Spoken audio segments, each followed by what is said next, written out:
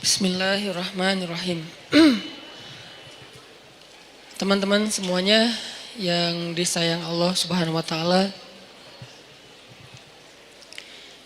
Tadi kita membahas tentang niat kita hadir ke sini dan itu juga salah satu di antara amal solih dan kebaikan yang kita dapatkan hanya dengan sekedar duduk di masjid. Kalau kita lelah, istirahat di masjid. Kalau kita galau, mengadulah kepada Allah di dalam masjid. Kita punya masalah, mintalah pertolongan Allah di dalam masjid. Jadi masjid itu harus jadi tempat favorit kita. Sebagaimana firman Allah Subhanahu wa taala di surat At-Taubah, bahwa di antara ciri orang yang beriman adalah orang yang memakmurkan masjid. Ayat ini kemudian diperjelas dengan hadis, kalau kamu melihat seseorang itu bolak-balik ke masjid rumah, maka saksikanlah kalau dia itu adalah orang yang beriman. Kalau dia beriman, maka dia punya hak mendapatkan semua kebaikan yang Allah janjikan kepada orang yang beriman. Apa janji Allah untuk orang yang beriman? Wabashiril ladzina amanu wa 'amilus shalihat anna lahum jannat. Allah janjikan untuk mereka jannat. Maka untuk mendapatkan jaminan memperoleh surga, jadikanlah diri kita punya ciri-ciri khasnya orang yang beriman.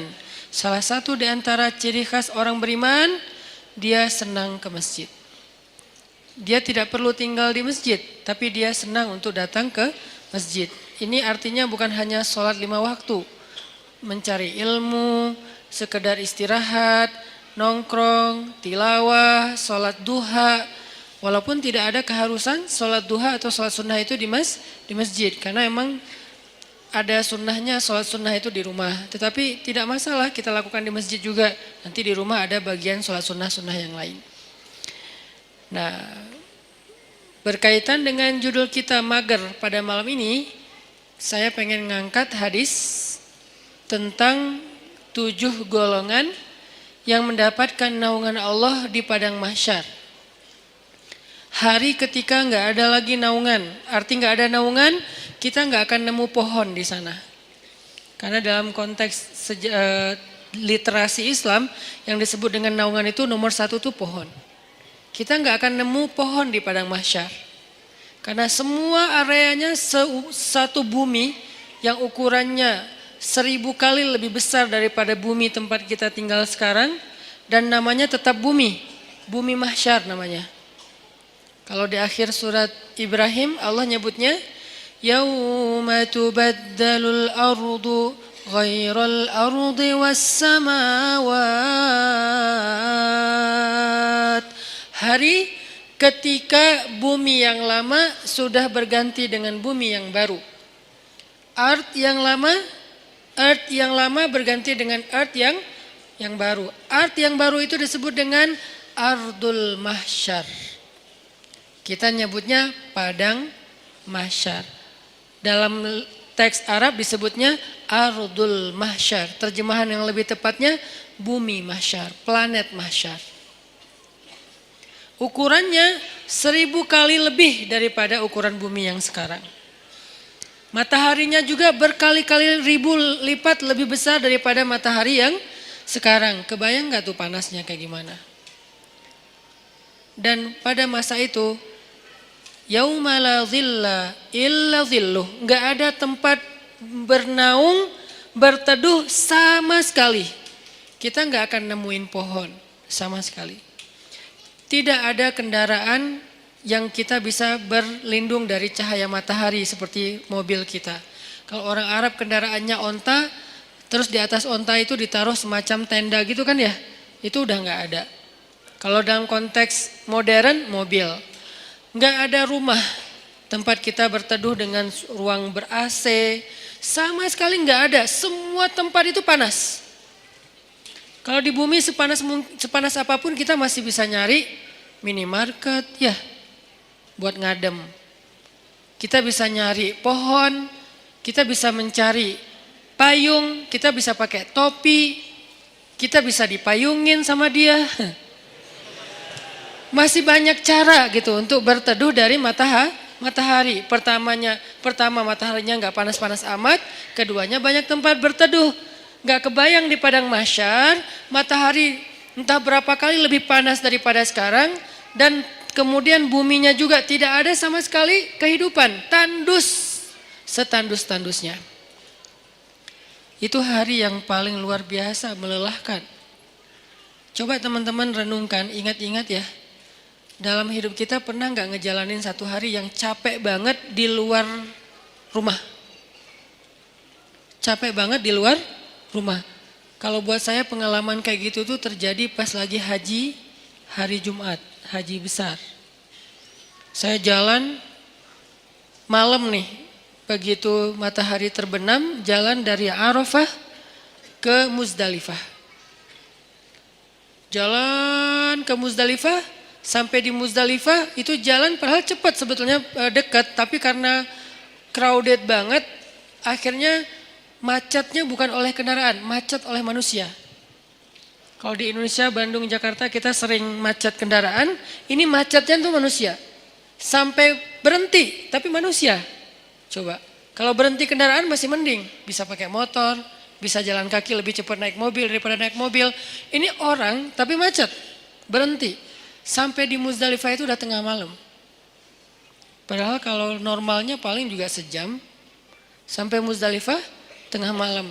Muzdalifah langsung tepar di atas tanah, istirahat sebentar karena emang ada sunnahnya bermalam di Muzdalifah, tapi kita nggak mungkin bermalam penuh karena ngejar, karena macet, jadi kita kondisional. Istirahat sejam 2 jam di atas tanah, tidur, bangun tidur, milihin kerikil untuk lontar jamarat, jalan lagi ke Mina. Sampai di Mina udah subuh. Subuh lontar jamarat.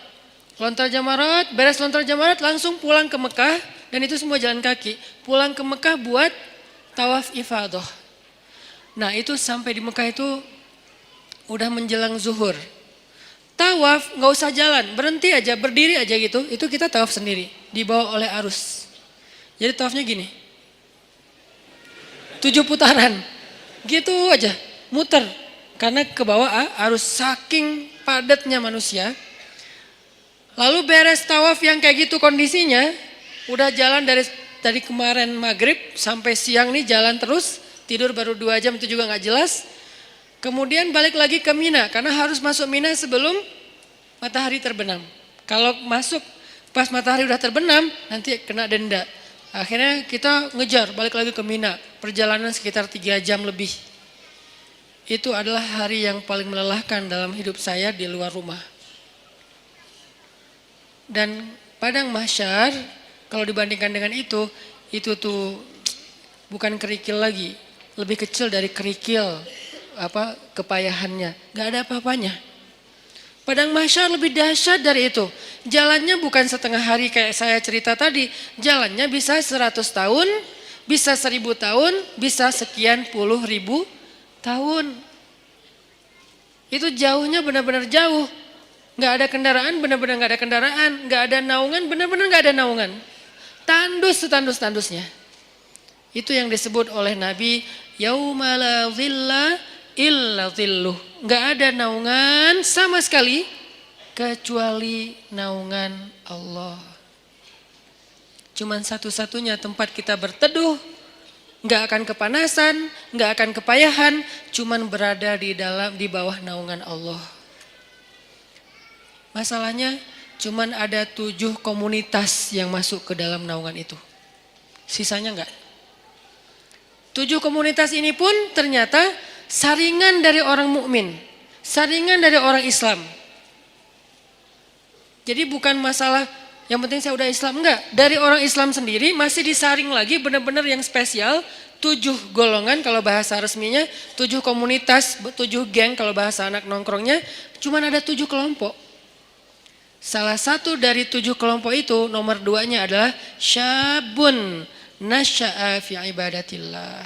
Pemuda yang tumbuh dalam ibadah kepada Allah atau dalam ketaatan kepada Allah.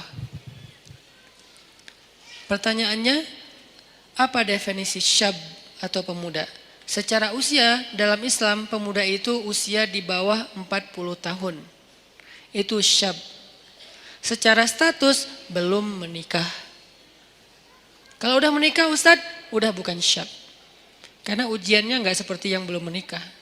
Beda, saya pernah ngerasain. Berat. Apalagi ada satu teman saya, kemarin baru ditinggalin mantan. Mantannya nikah. Ngirim pula hasil video-video sama fotonya ke dia. Langsung udah nggak terkontrol. Langsung kita pegang rame-rame. Jangan sampai dia nyari tower. Ternyari-nyari tower, ngapain lo? Mau benerin Ustadz ada yang rusak. Pura-pura ternyata mau loncat. Nah ini nih namanya ujian. Ujian ketika kita belum menikah, ujian di usia muda di bawah 40 tahun, kalau belum menikah tapi udah di atas 40 tahun, beda lagi. Usianya di bawah 40 tahun, secara status belum menikah. Karena kalau udah menikah, dia udah ngerasain ketenangan, sakinah. Litas kunu ilaiha. Supaya kalian cowok-cowok merasa tenang kepada perempuan. Udah tenang. Tapi kalau sebelum menikah, itu zulzilu. Zulzilu itu kalau dalam bahasa kita tuh gempa dengan skala 9,8 skala Richter. Itu zulzilu tuh. Sampai ada ayat zulzilu iza zulzilatil ardu. Dan yang tahu banget ayat itulah jomblo. Zilzal, kehidupannya itu terguncang luar biasa. Ngelihat orang semuanya kayak dia paling sengsara di muka bumi. Ngelihat setiap orang tuh deg-degan, ngelihat cewek deg-degan. Dan apalagi ngelihat ceweknya crowd kayak gini gitu ya. Baru masuk di depan mall, aduh saya kok deg-degan ya. Zulzilu, guncangannya tuh luar biasa. Kalau yang udah sakinah, santai. Karena di sebelahnya ada istri. Kalau nggak ada istri, deg-degan juga. Gitu. Intinya mah beda ujiannya, karena beda ujiannya maka beda pula rewardnya. Al jaza ala qadril masyaqqah. Balasan Allah itu tergantung beratnya beramal. Buat yang masih sendiri beramal itu lebih berat. Kenapa? Karena zilzal dalam di batinnya tuh kenceng. Godaannya tuh banyak. Mikirin itu nggak jelas apa yang dipikirin. Karena ya gitu kondisinya tuh antara kayak nggak ada kejelasan status. Apalagi dia udah sendiri digantung. Kan lebih nggak jelas lagi ya, saya gimana? Berat statusnya. Nah ini nih ngeri banget ujiannya. Kalau dia nggak pegang Allah, dosanya itu bisa udah 1, 2, 3, dosa-dosa besar itu beruntun bisa dia lakuin. Udahlah kayak gitu, nggak tahu harus melampiaskan kepada yang halal, dia tinggal di antara kelompok masyarakat yang tidak terjaga, yang penuh fitnah. Tinggal di kos-kosan, kos-kosannya campur cewek cowok, dan di situ itu anak-anak yang mungkin belum semuanya pada paham agama atau taat beragama, sehingga biasa aja ngobrol, keluar dari kamar itu pakai daster biasa. Itu kan zilzal kan, itu ujian yang berat. Terus harus kemana? Kalau yang udah nikah, pulang ke rumah. Kita pulang kemana? Zilzal kan, guncang. Gak usah diterusin kata-katanya. Masa saya harus bilang ke kamar mandi Ustadz? Enggak lah. Makanya itu kan dosa kan? Jadi dosa juga nih. Terus gimana dong? Kita harus ngapain Ustadz? Nah disitulah ujiannya. Sehingga kalau dalam kondisi kayak gitu, dia bisa istiqomah, dia bisa tetap taat kepada Allah, itu dia istimewa banget. Lebih istimewa daripada yang udah nikah. Makanya buat yang udah nikah, udah mungkin kesempatannya bukan di nomor 2. Di nomor 1, nomor 3, 4 sampai 7 kan. Tapi yang nomor 2 udah lewat. Karena dia nggak dapat lagi ujian seberat syab, anak muda.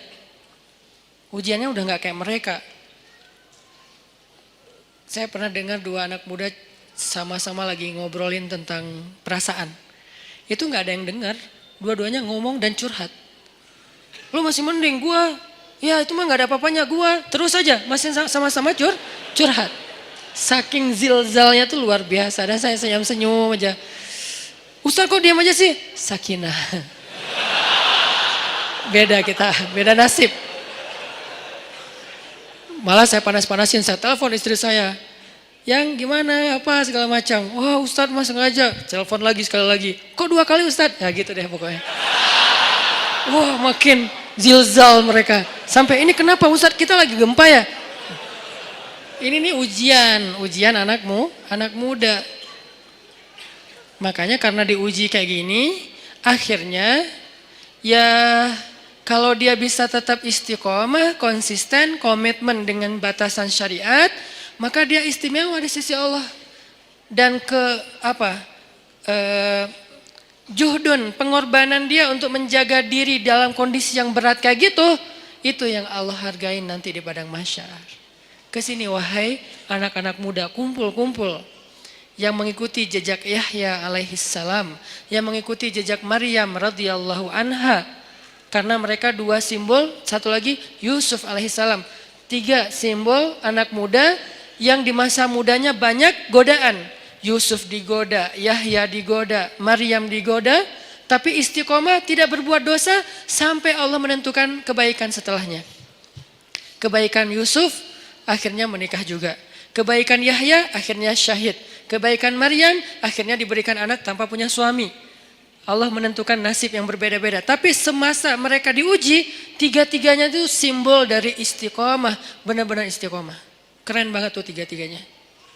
Maryam saking istiqomah, hampir gak kenal cowok dalam hidupnya. Hampir gak kenal cowok dalam hidupnya. Yusuf saking istiqomah, itu digoda sama cewek di dalam ruangan. Dan ceweknya itu bukan cewek biasa.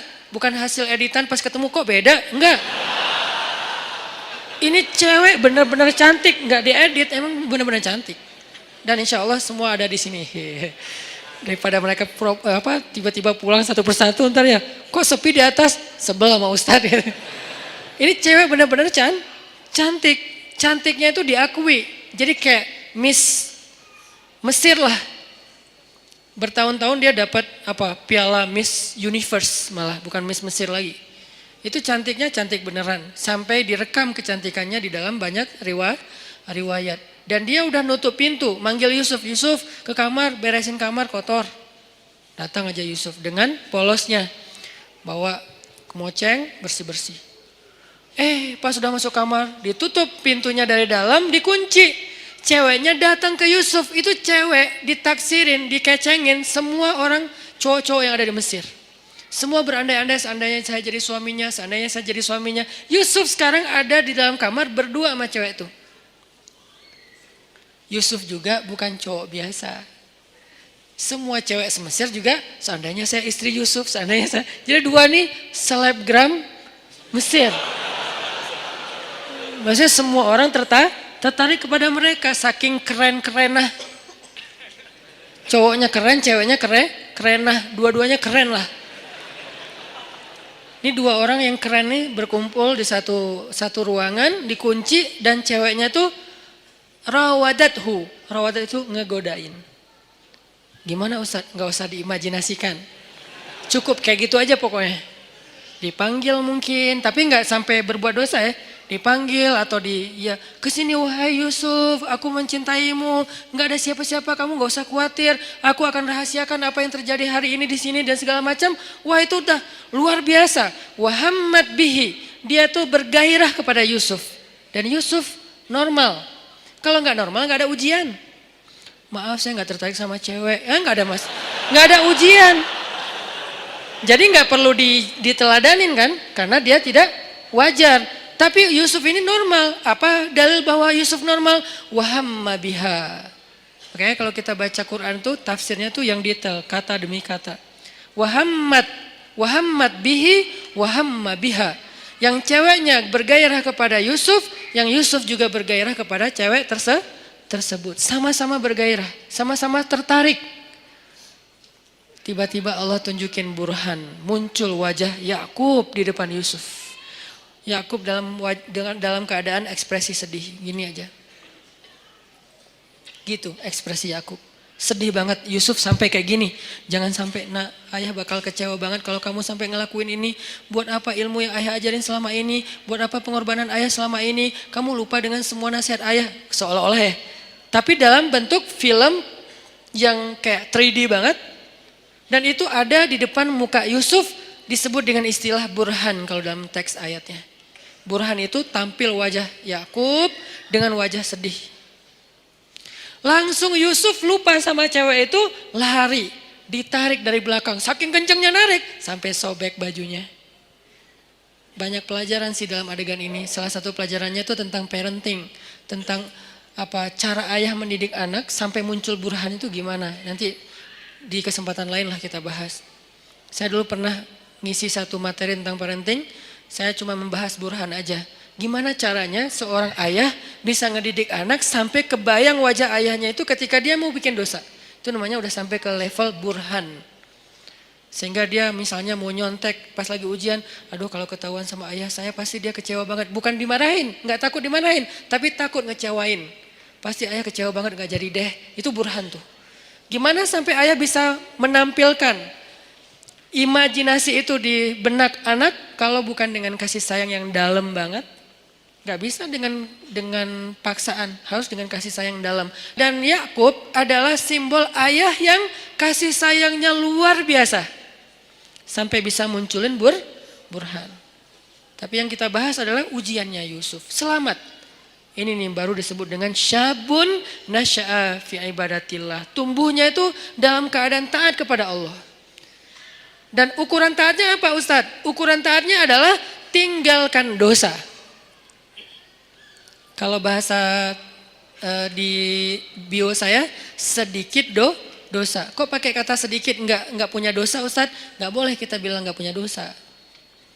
Arti sedikit dosa itu adalah dosanya yang tinggal yang kecil-kecil aja. Yang besar tinggalin. Yang kecil kenapa kok masih ada? Karena enggak sengaja, lupa. Itu kan ada pasti sisa enggak mungkin enggak. Kalau kita bilang nggak punya dosa, namanya kultus diri sendiri. Kata Allah, la tuzakku anfusakum huwa a'lamu bimanittaqo. Janganlah kalian menganggap diri kalian suci, nggak boleh. Makanya saya bilang banyak main, banyak manfaat, banyak pahala, sedikit dosa. Itu pakai hasil renungan. Jadi bukan kok sedikit dosa, harusnya kan nggak punya dosa, nggak bisa. Cuma Nabi SAW yang nggak punya dosa. Sisanya sampai Abu Bakar juga punya dosa. Cuman dosa beliau sudah diampuni oleh Allah karena solehnya luar biasa. Kalau kita sebagian udah diampuni, sebagian lain mungkin belum karena belum bertaubat benar-benar dengan nasuha. Tapi usahain tinggalkan dosa. Kita cukup ninggalin dosa aja, itu tuh udah jadi syabun nasya'a fi ibadatillah. Kalau ibadah Ustadz, ibadah yang wajib itu udah pasti. Karena kalau kita ninggalin yang wajib berarti dosa kan.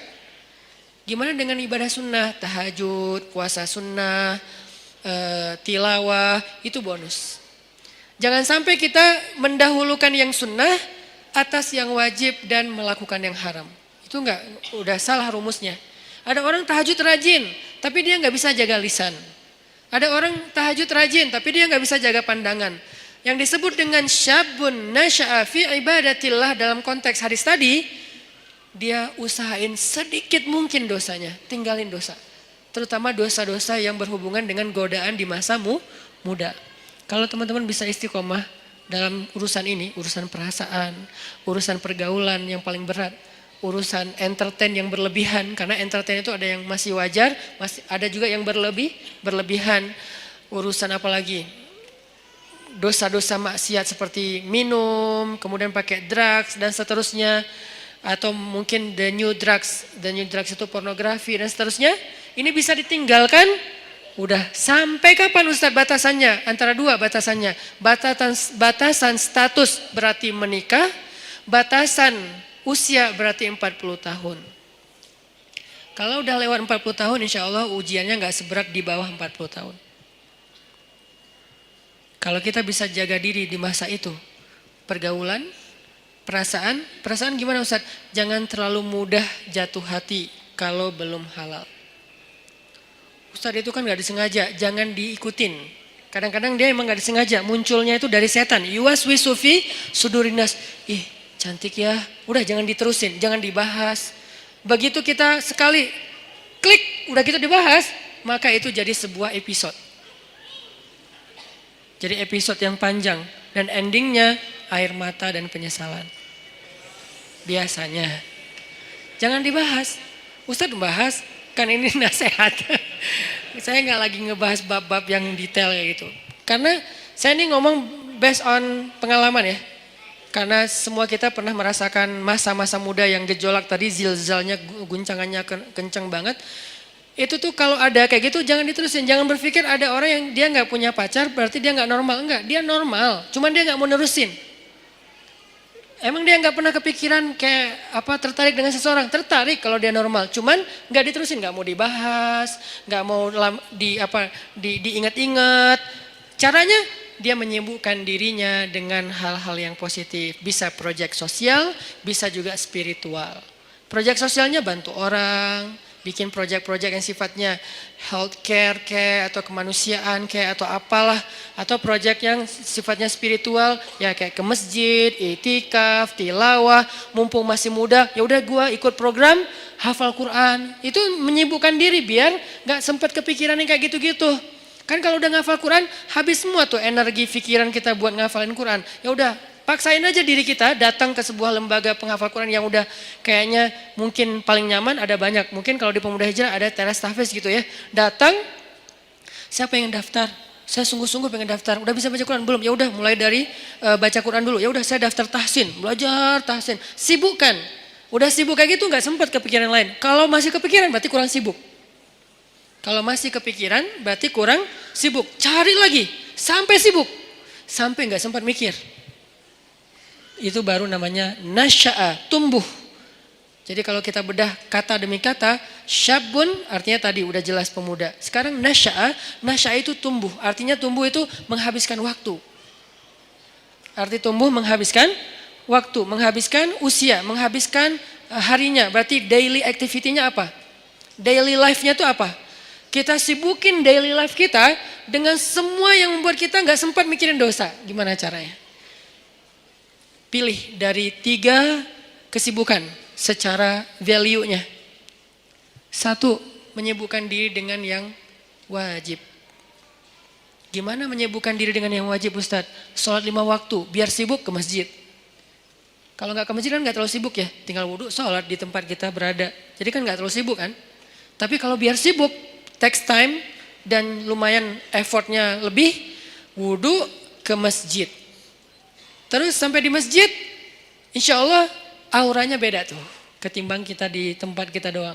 Ini saya nggak ngomongin hukum, saya ngomongin motivasinya, fadlnya, keutamaannya. Apa? Ditasji' kalau dalam bahasa Arabnya. Ditasji' kepada kebaikan. Sibukkan, nasya'a itu menyibukkan diri dengan sesuatu yang membuat pertumbuhannya itu semuanya atau nggak semuanya pun mayoritasnya positif. Daily life kita tuh mau diapain? Yang wajib ibadah misalnya, yang wajib orang tua misalnya, berbakti sama orang tua. Itu udah lumayan tuh ngambil waktu kita. Jadwalin. Kalau misalnya kita ngerantau, telepon, WA. Jadwalin kalau kita dekat sama orang tua tuh datang ke orang tua, ada waktu bersama dengan orang tua ngapain gitu. Keluarga kalau dengan orang tua plus dengan adik kakak atau apa. Pokoknya keluarga ini silaturahim kan. Kalau bahasa lebih ini lagi, silaturahim, jalin, sibukkan dengan yang wajib. Ustadz, yang wajib udah sholat 5 waktu, telepon orang tua, tilawah sehari minimal 2 lembar, minimal itu wajib. Di atas itu sunnah, sejuz normalnya, idealnya sejuz, minimal 2 lembar lah sehari.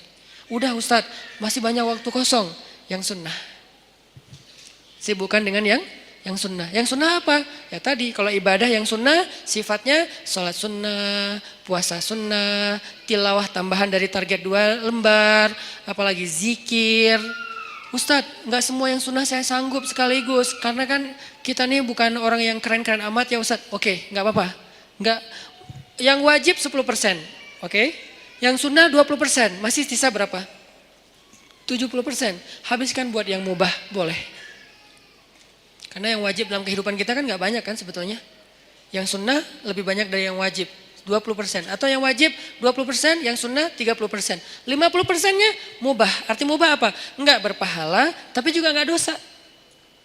Dia enggak berpahala, tapi juga enggak dosa. Emang boleh Ustaz? Ya boleh lah. Makanya Islam itu luas. Syumuliyatul Islam. orang banyak ngebahas Islam itu dari sisi satu bab doang nih, parsial banget, wajib aja. Jadi seolah-olah Islam itu cuman ada satu kata, harus, itu doang. Atau dua, harus dan haram. Udah. Jadi hidup kita tuh kayak berat banget ya, harus ya, kalau nggak haram ya, nggak ada pilihan. Karena yang dibahas dari Islam itu parsial banget, cuman bagian kecil. Sementara ada bagian yang begitu luas dalam kehidupan kita 24 jam, itu nggak dibahas. Yang dibahas yang wajib, ke masjid, ke masjid, ke masjid. Tapi kan kita nggak tinggal di masjid kan realitasnya. Gimana kalau kita udah selesai sholat, ngapain lagi Ustadz? Nah, berarti kita bahas bab mubah. Mubah, nggak dosa, nggak berpahala. Apa? Entertain. Ketemu teman, nongkrong, tapi nongkrongnya dijaga. Atau yang lebih positif dan tetap dia mubah, main itu dalam, kalau bahasa saya maksudnya itu olahraga ya. Cuman kita kalau nyebut olahraga kesannya kayak berat gitu kan, kayak ada beban. Main aja lah, tapi yang penting berkeringat, itu olahraga sebetulnya. Cuman main. Kenapa disebut main? Biar sesuai dengan hobi. Jangan dipaksain harus nge-gym semua. Nggak semua orang senang nge-gym, cari treadmill mungkin mahal. Ya udah, lari aja keliling komplek. Kalau perlu nanti kita mudah-mudahan di masjid kita ke depan ada banyak tempat shower kayak di bandara yang ultimate, yang di Terminal 3 kan ada tempat shower tuh. Kalian ke masjid mah lari aja. Jalan kaki minimal. Sampai di masjid udah siapin handuk kecil, kalau mau jangan pakai handuk, bawa kanebo. Tapi kanebo yang bagus ya. Bukan kanebo pas digosok gini kulitnya nempel di kanebo atau kanebonya nempel di kulit misalnya. Kanebo yang bagus ya. Karena itu paling praktis. Kalau ini saya tahunya dari teman, kalau ke laut gitu kan kita sering mandi tuh, habis berenang mandi, habis main air mandi pastinya. Kalau bawa handuk nggak sempat kering, udah mandi lagi tuh. Akhirnya kita bawa kanebo yang bagus, beli di salah satu tempat yang terkenal teh. Nah terus pakai kanebo ke masjid sama baju kaos ganti yang biasa lah ya, sama parfum apa misalnya kesukaan kalian. Nah mandi itu segar banget loh, sholat maghrib habis olahraga habis mandi kan keren ya, segar banget. Di masjid disediain shower buat cowok-cowok buat mandi, ceweknya nggak usah lari. Cewek mah ada tempat sendiri, zumba kayak apa gym, apa yang bagian cewek lah, minimal gym. Ini olahraga main mubah, tapi dia bisa menjaga kita dari dosa. Jadi yang menjaga kita dari dosa itu bukan cuma astagfirullah. Oke, tapi kita nggak bisa astagfirullah 24 jam kan? Yang bisa menjaga diri kita dari dosa, sholat 2 rakaat. Iya, tapi kan kita nggak mungkin sholat 24 jam. Ya, harus realistis. Waqi'i, harus realistis. Tapi juga tetap masali, tetap ideal. Banyak orang yang idealis tapi kurang realistis. Terlalu realistis jadinya nanti apa? Memudah-mudahkan, tasayyub. Makanya dalam Islam tuh nggak boleh kita terlalu idealis, perfeksionis, disebut dengan takalluf. Nggak boleh juga terlalu realistis sampai melupakan idealisme, disebut dengan tasayyub. Ada takalluf, ada tasayyub. Dua-duanya nggak boleh dalam Islam. Yang benar wasatiyah, dia proporsional. Nggak boleh takalluf. Kenapa nggak boleh takalluf? Allah sendiri yang bilang, la yukallifullahu nafsan illa wus'aha. Allah tidak mentakallufkan, tidak membebankan. Artinya takalluf itu terlalu membebani diri. Jangan juga tasayyub yang terlalu meringankan masalah. Semua jadi boleh. Maka bermainlah di tengah. Di tengah di sini maksudnya bukan terombang-ambing, bukan, proporsional. Yang wajib dilakukan, tapi kan tetap nggak mungkin 24 jam wajib. Yang sunnah dilakukan, tapi itu bonus-bonus. Maka sebagian besar usia kita itu ternyata dihabiskan untuk porsi yang ibahah, yang mubah. Apa dalilnya? Salah satu dalilnya adalah kaidah fikih. Al-aslu fil asya ibahah. Dasarnya segala sesuatu adalah boleh. Dasarnya segala sesuatu adalah boleh. Berarti habiskan. Nasya'a, tumbuhnya itu dalam hal-hal yang dibolehkan Allah. Tapi juga bukan berpahala. Dan juga tidak berdosa. Gak apa-apa. Olahraga, nyalurin hobi, ke bengkel kayak ngulik mesin atau apa. Kalau cewek lebih ke skillnya cewek apa mungkin. Skill cowok apa, life skillnya dibangun terus. Supaya dia ketika nanti jadi punya pasangan, life skill dia itu bermanfaat untuk pasangannya. Kalau cewek, life skill seorang cewek yang lebih identik tuh apa? Life skill seorang cowok itu lebih identik tuh apa misalnya? Kita belajar life skill, itu mubah. Dan dulu sahabat banyak yang mengasah sisi life skill mereka dengan berdagang, dengan bertani. Sehingga ketika ada sebagian sahabat yang berkebun datang ke Nabi nanya soal perkebunan, Nabi bilang apa? Kalian lebih ngerti tentang masalah skill perkebunan daripada saya. Karena itu urusan dunia. Udah kalian ulik aja sendiri. Saya cuma ngasih batasan, jangan curang, jangan apa, batasan nilai. Tapi secara teknis kalian lebih ngerti. Udah aja kembangin. Yang seneng komputer, belajar startup digital. Sekarang lagi era startup. Anak-anak muda Indonesia tuh harus ngerti startup. Supaya dia dominan, eksis di dunia digital. Supaya enggak terus-terusan jadi orang yang ikut program orang ngedownload. Tapi harusnya dia bisa bikin orang ngedownload program dia yang hobinya di komputer. Yang hobinya apalagi kembangin produk-produk aplikasi sosial media yang versi yang lebih lebih ketimuran atau apalah istilahnya supaya dipakai. Karena itu sesuatu yang chance-nya besar loh di zaman sekarang. Banyak hal yang bisa kita kembangin. Itu maksudnya nasya'ah, tumbuh. Arti tumbuh itu dia punya sesuatu yang semakin bermanfaat dari dirinya untuk orang lain, growing. Secara skill dia growing, secara mental dia growing, secara fisik dia growing, tumbuh. Maryam alaihissalam tumbuh. Sehingga Allah menyebutnya dengan istilah apa? Di surat Ali Imran. فَتَقَبَّلَهَا رَبُّهَا بِقَبُولٍ حَسَنٍ وَأَنبَتَهَا نَبَاتًا حَسَنًا وَكَفَّلَهَا زَكَرِيَّا. Allah menerima Maryam dengan penerimaan yang baik. Menerima di mana? Untuk punya kamar di Masjidil Aqsa. Yang tadinya nggak boleh perempuan punya ruang di Masjid Al-Aqsa menurut tradisi Yahudi. Bukan agama Yahudi, tradisi Yahudi. Kalau agama langit dari dulu laki-laki dan perempuan itu sama-sama dihargai. Ketika agama ini mulai dirubah, maka nilai ini juga berubah. Sampai orang Yahudi bukan lagi punya agama, punya tradisi. Bukan punya syariat tapi punya kepercayaan. Tradisi orang Yahudi di masa Nabi Zakaria dan Maryam, cewek itu nggak boleh sholat di masjid. Jadi kalau ada yang bilang Islam itu tidak mengangkat kehormatan perempuan, berarti dia nggak ngerti Al-Quran. Dia nggak belajar sejarah, dia asal ngomong. Banyak orang asal ngomong sekarang tuh. Kalau kita belajar Al-Quran, sejarah gimana Al-Quran itu sangat mengangkat harga diri perempuan, itu banyak banget ceritanya. Salah satunya Maryam. Maryam itu mendobrak tradisi Yahudi loh, yang sekarang dielu-eluin, di Tomorrowland bendera Israel itu berkibar dengan begitu tinggi kan ya. Paling banyak bendera di Tomorrowland kan bendera Israel kan. Kita lihat di mapnya pesawat, rata-rata pesawat internasional nggak ada Palestina, adanya Israel. Dan saya sangat tersinggung karena yang benar adalah Palestina. Artinya yang kita bangga-banggain, moderat lah, cerdas lah, apa segala macam, seolah-olah mau diikutin agama mereka, tradisi mereka pelan-pelan, justru mereka menghancurkan dan meremehkan perempuan. Perempuan dijadikan pajangan. Apakah itu yang dianggap dengan menghargai perempuan? Sesuatu yang dipajang itu kan berarti jadi barang. Yang berharga itu nggak boleh dipajang. Yang berharga itu ditaruh di box. Boxnya ditaruh di dalam sebuah peti atau di dalam sebuah loker. Dalam lemari, lemarinya dikunci, kamar dikunci, pintu dikunci, gerbang digembok. Namanya safety box. Saking berharga. Karena kurang berharga di display. Siapa aja boleh nyentuh, siapa aja boleh lihat, siapa aja boleh bolak-balik, taruh lagi, datang lagi yang baru, bolak-balik naruh lagi. Kenapa? Kurang berharga. Sekarang kalau kayak gitu, kira-kira siapa yang lebih menghargai perempuan? Yang menjaganya dengan menutupnya, dengan menjaga batasan, jangan terlalu banyak bergaul ke semua laki-laki, kecuali yang ada urusan-urusan yang penting saja. Atau yang buka-bukaan, display di banyak produk, di banyak event, di banyak festival. Mana yang lebih menghargai perempuan? Kalau mau dilihat dari sisi realitasnya. Baca nanti sejarah Maryam.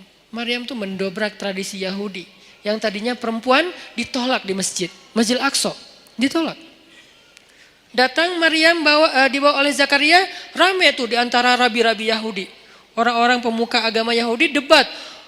Wahai Zakaria, kamu sudah mencoreng tradisi nenek moyang kita. Mana pernah di Masjidil Aqsa ini ada perempuan. Mereka lupa bahwa agama ini berasal dari seorang laki-laki yang punya istri, yang punya anak perempuan, yang punya ibu. Manusia biasa yang tidak jauh dan tidak bisa lepas dari kehidupan seorang perempuan. Mana pernah di Masjidil Aqsa itu ada perempuan dan gak boleh perempuan itu rendah. Gak boleh dia sama dengan laki-laki. Itu tuh doktrin Yahudi loh. Perempuan itu rendah sehingga dia tidak boleh diberikan hak yang sama dengan laki-laki. Perempuan itu hina jadi gak boleh masuk ke masjid yang mulia. Laki-laki doang yang mulia dan boleh masuk. Itu tradisi Yahudi sebelum datangnya Maryam. Datang Maryam, Allah takdirkan namanya pun Maryam. Dan tahu arti Maryam? Khadimah. Maryam itu artinya pelayan masjid. Itu arti Maryam. Saya memberi nama anak saya dengan kata Maryam, berharap dia melayani agama. Makanya saya kasih nama Maryam. Jadi saya tahu asal usul nama itu sehingga saya bangga dengan nama Maryam. Bukan pasaran Ustadz, biarin aja. Pasaran mungkin namanya, tapi sejarahnya gak pasaran. Coba cari sejarah seperti Maryam, ada gak yang nomor 2? Gak ada, cuma ada 1. Sejarah orang kayak Maryam ada 2-nya gak? Gak ada, cuma ada 1. Yang sekeren itu. Kalau ada sejarah yang lain beda cerita. Khadijah keren, beda cerita. Fatimah keren, beda cerita. Asiyah keren, beda cerita. Tapi yang kayak Maryam gak ada, cuma 1. Yang paling kerennya dahsyatnya luar biasa. Bahkan di antara 4 perempuan sempurna ini, sebagian ulama berpendapat Maryam nomor 1-nya. Jadi saya kasih nama Maryam, saya berharap ya Allah, kelak mudah-mudahan anak saya ini Maryam menjadi khadimah lidinik, menjadi pelayan untuk agamamu. Arti melayani agama, dia memperjuangkan agama dengan potensi yang dia miliki. Maryam, makanya takdirnya bernama Maryam khadimah di Masjidil Aqsa. Akhirnya debat adu dalil. Setelah adu dalil kalah nih rabi-rabi karena memang mereka bukan nabi kan, ngelawan Zakaria yang nabi, yang cerdas, yang bijaksana.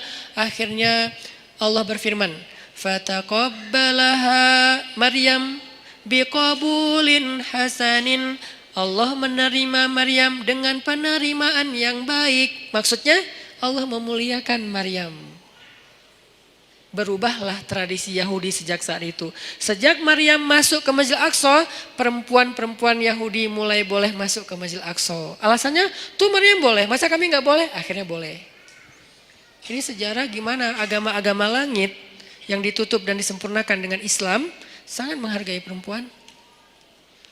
Tapi kan banyak laki-laki muslim tidak menghargai perempuan. Itu namanya human error. Bukan sistemnya yang error. Bukan syariatnya yang error. Orangnya yang error. Dan dia tidak mewakili Islam. Dia mewakili dirinya sendiri. Akhirnya Maryam tinggal di situ. Lalu ada kalimat wa ambataha nabatan hasana. Lalu dia tumbuh di sana dengan pertumbuhan yang baik. Nah, ini yang berkaitan dengan tema kita.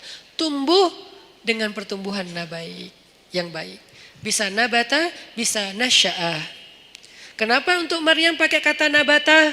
Malam ini agak sedikit banyak ngulas tafsir ya. Kenapa Maryam pakai kata nabata tidak nasya'ah? Sedangkan hadis tentang pemuda tadi nasya'ah, tumbuh. Kalau Maryam nabatan wa ambataha nabatan hasanan. Kenapa nabata? Karena Allah pengen menghargai Maryam dengan istilah apa? Tumbuhnya pakai istilah bunga. Bunga itu nabata. Makanya jadi bahasa Indonesia nabati. Tumbuh-tumbuhan. Kan saya dulu ngajar bahasa Arab. Lumayan lama. Jadi saya tahu banget bahasa Indonesia itu banyak banget nyerap dari bahasa Arab. Sehingga kalau kita mau bilang anti Arab segala macam, kita lupa sejarah tentang berdirinya negara dan terbentuknya bahasa kita sendiri. Bahasa kita itu dibentuk oleh ulama. Buktinya banyak bahasa Arab di dalam bahasa kita. Banyak banget, 80%-nya bahasa Arab. Bahkan bahasa Sunda sebagiannya bahasa Arab. Ya, kalau saya pergi ke Kalimantan tuh saya bilang, kalian tahu nggak Katulistiwa itu bahasa apa? Bahasa apa Ustaz? Sanskerta? Bukan, bahasa Arab. Khatul istiwa. Khat artinya garis, istiwa artinya lurus. Garis lurus yang membentang di bumi. Kita nyebutnya bukan khatul istiwa, katulistiwa. Karena kita nggak bisa bilang kha, jadilah ka. Katulistiwa. Kita nggak boleh lupain sejarah. Cuman ini nggak perlu jadi perdebatan karena di sini nggak ada ruang debat, saya sampaikan.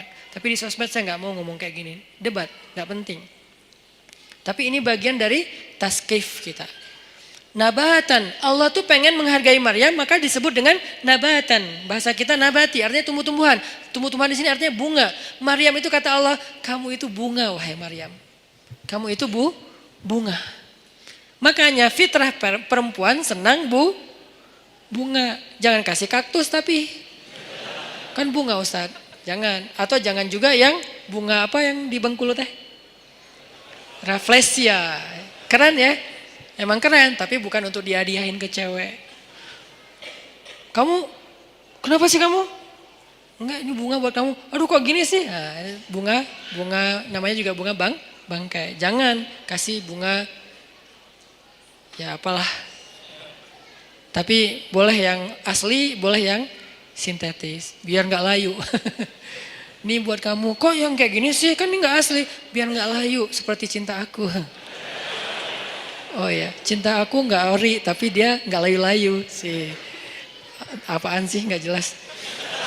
Jadi maksud Allah pakai kata nabatan, menurut tafsir Allah tuh menghargai Maryam, makanya pakai bahasa Maryam itu kayak bunga tumbuh dengan mekar, dengan baik, itu Maryam. Tapi korelasinya dengan pembahasan kita, Maryam itu tumbuh dan tumbuhnya dalam bi'ah solihah namanya. Apa arti bi'ah solihah? Lingkungan yang baik. Berarti pelajaran kedua tentang tumbuh yang bisa nanti dapat naungan di padang mahsyar. Biar kita termasuk orang yang gak mager adalah cobalah cari bi'ah solihah. Carilah lingkungan yang baik. Kalau gitu kita gak boleh gaul sama orang yang gak baik. Boleh, tapi kita jadi ada dua. Ada kebutuhan kita, ada lebih ke share-nya kita. Kita kalau mau sharing, mau giving, mau berbuat baik, cari orang yang belum baik untuk kita ajak baik bareng. Tapi kita sendiri juga belum baik-baik amat, sehingga kita butuh yang mengajak kita lagi nih. Semua orang saling mencari dua itu tuh. Satu project untuk dia beramal soleh dengan mencari teman-temannya yang belum hijrah, ajak hijrah. Tapi kalau gaulnya sama itu doang, lama-lama kita lemah. Cari juga bi'ah solihah yang bisa ngajak kita, yang bisa ngingetin kita. Watawasau bil haq, watawasau bis sob. Bi'ah solihah namanya. Cari pertemanan. Gimana cari? Ini lebih ke teknis ya. Gimana cara cari teman yang bisa jaga iman kita? Karena kata Nabi, almar'u ala dini khalili, seseorang itu agamanya tergantung temannya. Cari, serius nyarinya, kepoin. Jadi kalau belum halal gak usah nyari orang yang mau dipacarin, mending cari orang yang mau disahabatin. Sahabatnya dunia akhirat, yang nanti di padang mahsyar dia nanya kita, ya Allah, kemana sahabat saya yang dulu ikut talim bareng? Kemana sahabat saya yang sering ngingetin tahajud?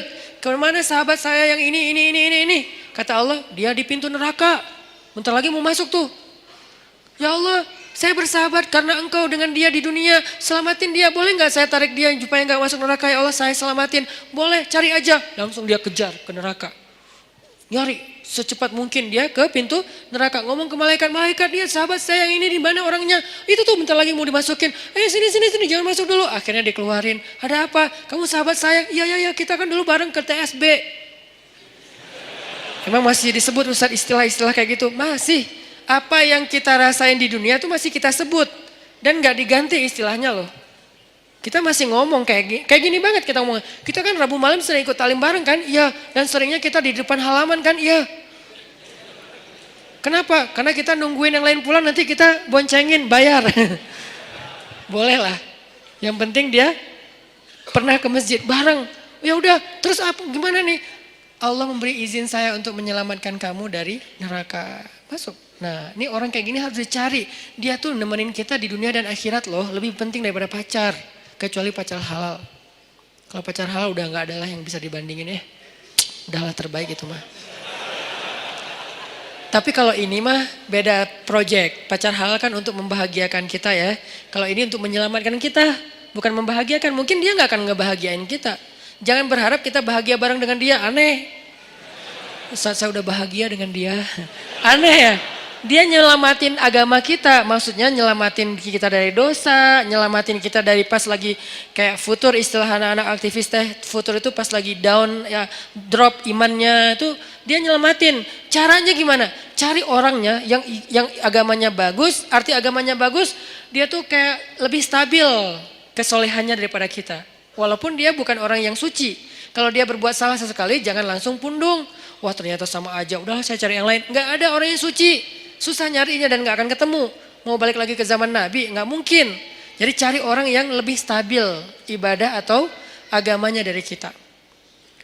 Ada orang kayak gitu, udah pegang tuh. Deketin dia. Bujuk dia biar dia mau bersahabat dengan kita. Bujuk pakai apa aja, kasih hadiah kayak bantu dia ketika dia ada masalah. Saya punya teman kayak gitu beberapa orang. Sengaja saya pegang banget tuh. Salah satunya ada di Tasik. Yang dulu sempat tinggal di Bandung, beliau pernah jadi supir angkot, kemudian ketemu saya di Masjid Al-Latif, kemudian kenalan, beliau jadi curhat, saya kerja di angkot sekarang udah mulai agak susah dapat pelanggannya, udah sepi angkot sekarang Ustaz, ya udah yuk kita usaha yang lain, bikin usaha bareng dia, jual pulsa yang 60 cabang itu bareng dia, biar dia terdongkrak lah ke penghasilannya. Udah gitu main di mobil, jual beli mobil bekas juga bareng dengan dia. Sampai akhirnya dia jual kue keliling pakai motor. Motornya saya hadiahin motornya. Butuh apa? Oh ya kayak lebih enak daripada jual beli mobil bekas. Karena kita berapa kali jual beli mobil bekas rugi. Gak tahu cara milih mobil, ketipu aja ya. Jadi akhirnya udahlah kita gak usah jual beli mobil bekas gitu ya. Mending kita yang lain aja, apa dong gitu. Akhirnya dia mikir-mikir, dia survei, udah saya mau jual roti aja naruh-naruh di warung. Kan butuh kendaraan, saya kasih hadiah motor. Gak mahal sih, semampu saya waktu itu beli motor bekas, saya kasih ini Pak pakai aja motornya. Oh alhamdulillah Ustaz, alhamdulillah.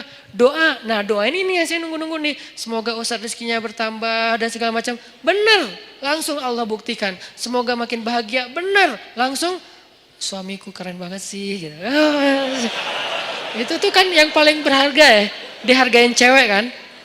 Itu tuh bener. Jadi dia saya jaga. Dia akhirnya mungkin karena ya Allah yang lebih tahu yang terbaik. Akhirnya dia gak sukses juga tuh bisnis roti. Pindahlah balik ke kampungnya karena anak istrinya di Tasik. Dia di Bandung kan kasihan ya. Ketemunya cuma 2 minggu sekali. Akhirnya udahlah Pak ke Tasik aja nanti. Di sana butuh apa saya support. Di Tasik dia jual sayur. Pakai motor yang tadi saya kasih. Terus mau buka warung. Bantuin buka warung. Kenapa? Saya pengen dia ingat saya setiap kali dia punya masalah. Sehingga kelak ketika saya punya masalah di akhirat, dia yang akan bantu saya. Di dunia, kalau dia punya masalah, saya bantu dia. Di akhirat, saya punya masalah, dia bantu saya. Itu prinsip saya tuh. Karena saya tahu ibadah dia. Dia pernah nginep di rumah saya waktu masih di Cimahi. Kan rumah saya tuh di tengahnya ada courtyard. Courtyard. Maksudnya ada ruang terbuka gitu. Ruang terbuka di belakang baru ada kamar buat tamu. Jadi biar gak nyampur dengan ruang utama. Jadi tamunya bebas, istri bebas di rumah. Jadi gak harus pakai hijab terus. Nah malam nih jam 1 malam saya bangun ke dapur dengar orang nangis di belakang. Ngeri kan? Jam 1 malam dengar orang nangis. Ngeri banget kan ya? Itu horor banget loh. Tapi berhubung waktu itu saya penasaran, saya buka pintu dapur, saya ngeliat pelan-pelan, saya buka. Nih pokoknya kalau ada yang aneh gue tendang nih. Buka pelan-pelan udah siap-siap gitu kan. Ternyata dia lagi sholat di courtyard, di ruang terbuka itu. Karena ternyata hobi dia itu sholat di ruang terbuka emang. Tahajud. Dia lagi sholat, nangis dalam sholatnya. Gini. Dan saya berharap pas dia nangis itu, dia nyebut nama saya. Itu kan yang paling berharga kan. Karena mungkin buat dia, saya paling berkesan dalam hidup dia. Sering nolongin, sering jadi hero lah. Sehingga dia pasti nyebut di dalam doa itu yang saya harapin. Saya ngintip, Masya Allah. Nah ini berarti ini orang nih harus saya pegang nih. Saya tolong dia di dunia nih, biar dia tolong saya nanti di akhirat. Sampai ini minggu depan saya niat mau ke Tasik lagi, mau ngasih dia hadiah karena anaknya mau nikah. Mau ngasih hadiah yang istimewa, biar dia ingat saya. Nanti pas di padang mahsyar saya berharap, ya Allah, itu Ustaz Hanan di mana? Itu tuh masih nggak jelas tuh. Siapa tahu mungkin nasib saya nggak jelas, Allah alam, tapi mudah-mudahan enggak sih ya. Tapi kan kita nggak tahu ya, nggak boleh terlalu sok kegeeran juga kan. Oh saya kan Ustadz, udah nggak butuh lah yang gitu-gitu. Siapa bilang? Emang Ustadz udah paling suci? Teman-teman aja nggak tahu aib-aib kita karena Allah menutupi aib. Jadi tetap aja nggak boleh kegeeran, tapi juga jangan putus asa main di tengah tadi. Jangan kegeeran sok soleh, jangan putus asa merasa nggak ada apa-apanya di tengah. Berjuang untuk lebih soleh, tapi wajilat wa qulubuhum wajilah, hati mereka tetap khawatir, tetap takut. Nah, saya berharap minimal saya ada garansi nih. Begitu saya agak-agak ada rada-rada aneh-aneh nih di pada masyar, dia ngomong ke Allah, ya Allah, dulu saya motor dikasih sama dia, warung saya disupport sama dia, saya keluar dari angkot dulu gara-gara dia. Makanya saya hidup nggak jelas di dunia teh. Gara-gara dia semua nih. Ya Allah, dia udah banyak nolongin saya. Tolong dia dong ya Allah. Boleh nggak saya tolongin dia? Karena nih orang benar-benar ahli ibadah. Saya bareng dengan dia pernah jadi driver saya juga. Bareng dengan dia nyetir ke Jakarta. Ke Sukabumi. Kita ada acara di Sukabumi, dia nyetir. Pak, bantuin saya nyetir. Oke, nyetir. Di mobil saya tilawah surat Al-Muluk. Murajaah hafalan lah. Tabarakalladzi biyadihil mulku wa huwa ala kulli syai'in qadir. Wa laqad zayyana as-samaa'a ad-dunya bimasabih wa ja'alnaha rujuman lisyayatin wa a'tadna lahum 'adzabas sa'ir. وللذين كفروا بربهم عذاب جهنم وبئس المصير.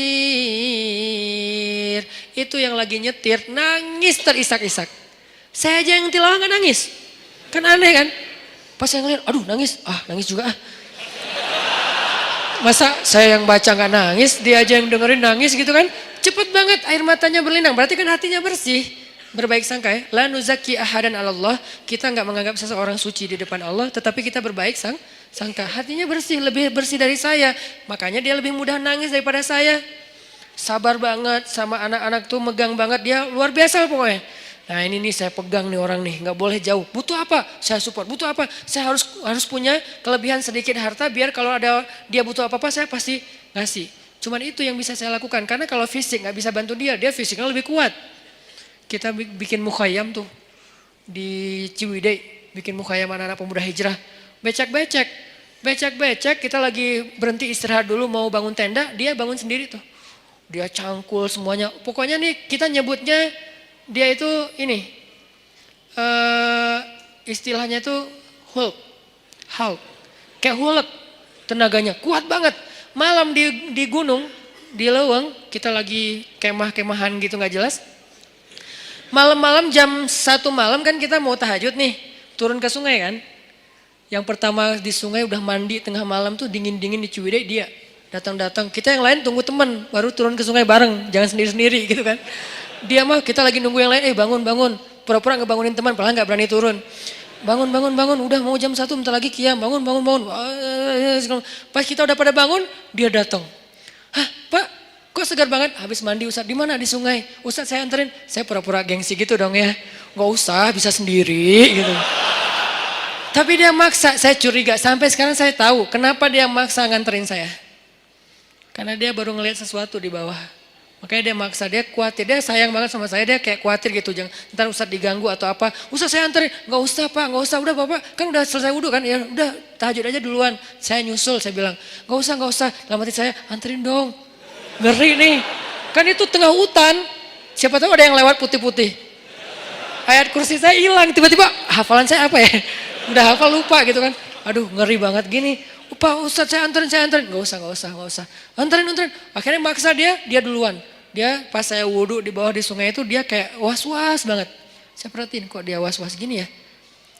Terus pas kita udah naik, yang lain pada datangnya rame-rame. Jadi dia udah rame tuh. Besok-besoknya saya tanya. Dia bilang udah gak apa-apa Ustaz, gak apa-apa. Tapi saya yakin sampai sekarang dia pasti ada sesuatu, makanya dia maksa banget. Gak pernah dia ekspresinya kayak gitu, karena saya kenal dekat sama dia. Tapi dia gak pernah sekuatir itu sama saya. Ini bukan nakut-nakutin ya. Tapi emang menakutkan sih, ngeri. Jadi maksudnya teman-teman, intinya adalah itu tuh cara kita nyari bi'ah solihah. 1, 2, 3. Kalau ada 40, targetnya 40. Kenapa 40 Ustaz? Hadis.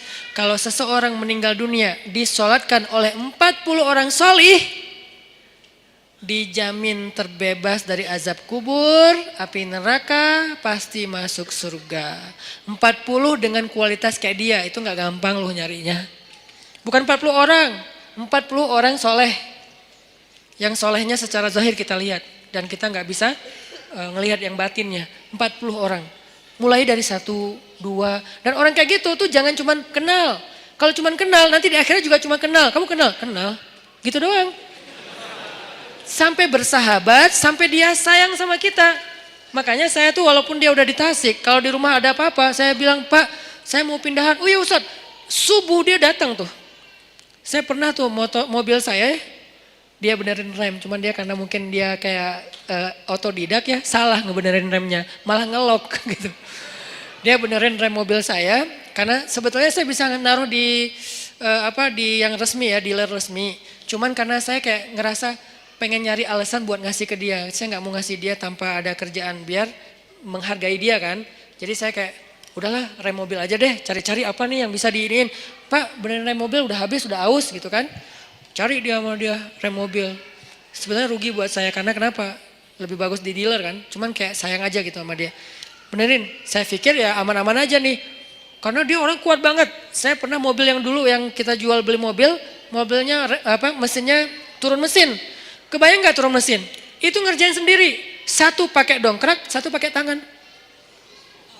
Satu sebelah sana pakai dongkrak, sebelah sini pakai tangan. Sebelah kiri turunin mesin. Itu tuh orang benar-benar Hercules tuh. Sebelah sana, karena dongkraknya cuma ada satu pakai dongkrak, sebelah sini ditahan pakai tangan, diturunin pelan-pelan mesinnya pakai tali gitu udah turun, dipasang lagi pakai baut. Itu sebelah tangan semua dikerjain sama dia. Itu ngeri banget tuh orang. Jadi kalau saya mau bantu dia dari fisik nggak mungkin. Saya bantu dia dari doa, dia doanya lebih panjang. Saya bantu dia mungkin hanya sedikit dengan kebutuhan finansial dia. Akhirnya saya bayarin, dia benerin rem mobil. Ternyata salah masang. Saya jalan di jembatan Surapati tuh ngelok. Tuk gitu, tiba-tiba ngelok. Untung bukan di tol. Kalau di tol kan bisa ngejungkir kan. Untuk kecepatan ya sekitar 60 atau 40 gitu ngelok. Ngelok di atas jembatan. Saya telepon, Pak ini remnya kenapa ya? Dia di Tasik. Malam jam 9 malam. Pak ini rem kenapa kok bisa ngelok gini? Aduh Ustadz salah, kayaknya ada yang salah. Saya sekarang ke Bandung. Dia mau ke Bandung aja tuh naik motor. Beneran jam 11 malam udah di Bandung. Padahal saya bilang jangan saya panggil montir aja datang ke tempat saya biar dibenerin di sini atau diderek deh. Jangan. Ya udah ditutup telepon tetap datang. Jam 11 malam datang. Ada apa lagi saya kejadian di sini tuh. Ini buat saya kenapa saya yakin banget megang dia. Ada apa aja dia datang, subuh-subuh datang. Jam 2 malam datang. Kalau di dunia aja kayak gini dia belain saya, gimana di akhirat? Supaya dibelain segitunya, kita harus modal dikit lah. Modalnya apa? Bisa modal dengan tenaga kita, dengan perhatian kita. Kalau ada kelebihan rezeki dengan rezeki kita, apa aja deh pokoknya modal. Dapat 1.